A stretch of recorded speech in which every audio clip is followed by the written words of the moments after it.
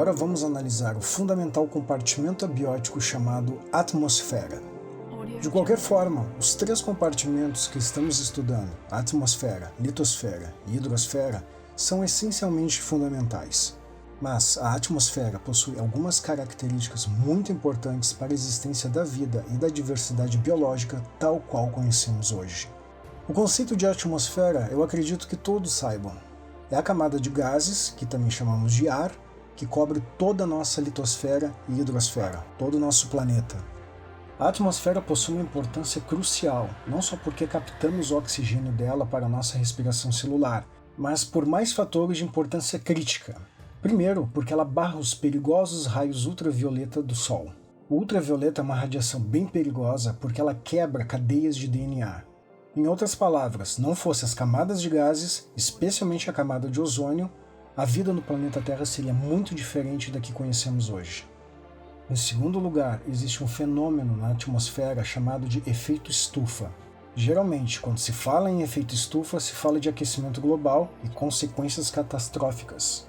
Mas o efeito estufa é um outro mecanismo que também garante a vida e a diversidade tal qual conhecemos. Sem ele, as amplitudes térmicas, ou seja, a diferença de temperatura entre o dia e a noite, seriam muito fortes. O planeta seria muito mais frio, provavelmente uma bola de gelo. A temperatura média do planeta é hoje na casa dos 14 graus Celsius. Sem o efeito estufa, seria menos 18 graus Celsius. Um belo e intenso inverno eterno. Em terceiro lugar, a atmosfera possui um mecanismo para não tornar o próprio efeito estufa forte demais. O Sol aquece o planeta constantemente, e se o efeito estufa for muito forte, esse planeta se tornaria uma caldeira.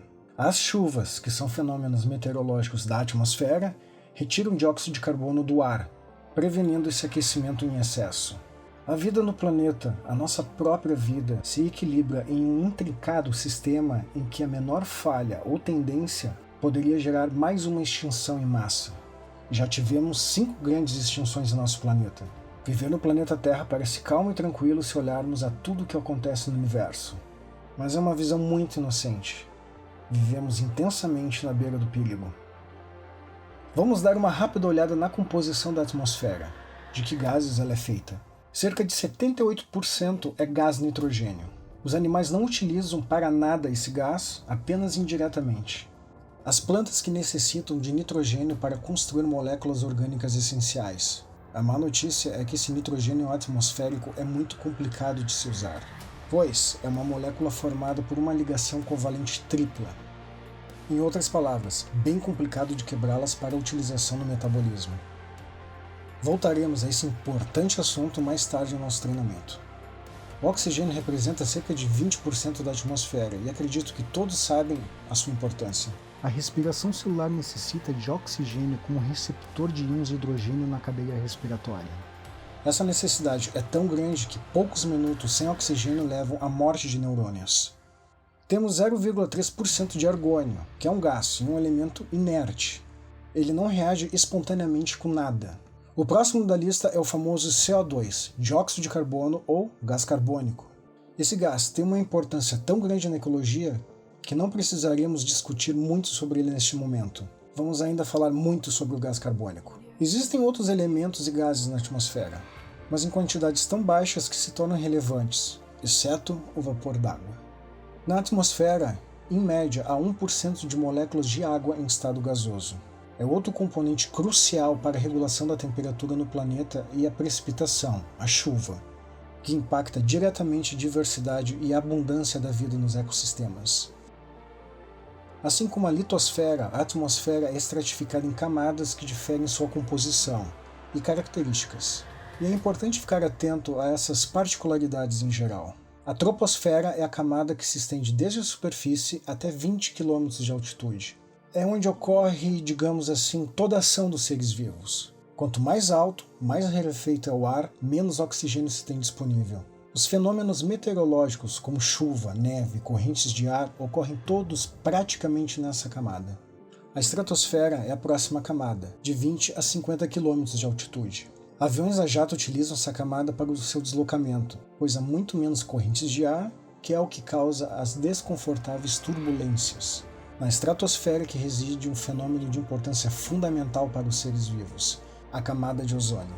A mesosfera é a camada seguinte, de 50 a 85 km de altitude. É uma camada com temperatura bem mais baixa, chegando aos menos 90 graus Celsius, e é onde as estrelas cadentes nascem. Ou seja, quando um meteoro se incendeia e se dissolve por causa da sua grande velocidade e o atrito com as moléculas existentes na atmosfera. A termosfera atinge até 690 km de altitude. A ação dos raios solares são responsáveis por um aumento da temperatura que pode chegar de 1.500 a 2.000 graus Celsius. É aqui que se encontra a órbita da Estação Espacial Internacional e de satélites. As auroras são formadas nessa camada também. A exosfera é a camada limite com o espaço exterior. Ela inicia com o término da termosfera e se estende a mais ou menos 10.000 quilômetros. É uma camada extremamente rarefeita, composta de apenas átomos muito leves, como hidrogênio e hélio. O famoso telescópio Hubble se encontra nessa camada. Pressão atmosférica. Os gases possuem 3 variáveis de estado: pressão, temperatura e volume. Pressão é a força exercida pela colisão das partículas. Ok, eu sei que essa matéria é de química, mas a minha missão é fazê-las compreender os fenômenos naturais. Por isso não vamos ignorar os conceitos de outras áreas do conhecimento. A pressão atmosférica é a força, no caso o peso, que a atmosfera exerce. Em nível do mar, a pressão atmosférica é medida em 760 milímetros de mercúrio, ou uma atmosfera, ATM. Quanto maior a altitude, mais rarefeito o ar, menos moléculas, portanto a pressão é menor. No pico do Monte Everest, a pressão atmosférica é de apenas 250 milímetros de mercúrio. Metade de toda a massa da atmosfera se encontra até apenas 5.600 metros de altitude. Ou seja, a partir dessa altitude, o ar já possui baixa pressão e rarefeito. A evolução da atmosfera terrestre. Tal como a litosfera evoluiu, ou seja, muda com o tempo por causa dos processos geológicos de placas tectônicas e intemperismo do clima, a atmosfera também mudou bastante ao longo do tempo. Identifica-se 3 fases. A primeira atmosfera possui uma composição de hélio e hidrogênio, como a exosfera hoje. A segunda atmosfera foi uma atmosfera muito mais densa, feita por nitrogênio e compostos de carbono.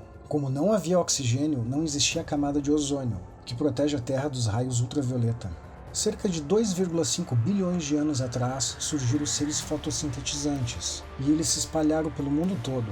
A adição de oxigênio deu origem a essa terceira atmosfera, que é um grande evento para a história da vida. A oxigenação da atmosfera desencadeou uma extinção em massa, mas permitiu um frutífero desenvolvimento de seres com respiração aeróbica. A respiração celular aeróbica é energeticamente mais eficiente, se disponibiliza mais energia para os processos metabólicos, uma alavanca para aumentar a sobrevivência e a diversidade dos seres vivos. A própria concentração de oxigênio variou com o passar do tempo. Há 600 milhões de anos, representava apenas 5% da atmosfera. Atingiu um pico de 35% há 300 milhões de anos atrás. Seus valores desde então flutuaram até se estabilizarem nos atuais 21%. E terminamos aqui nosso treinamento sobre a atmosfera e deixo uma dica. Agora que você pôde atualizar suas expressões, que tal, quando achar que algo está muito caro, talvez você poderia trocar o estratosférico por exosférico. Que tal? Não? Fim da transmissão.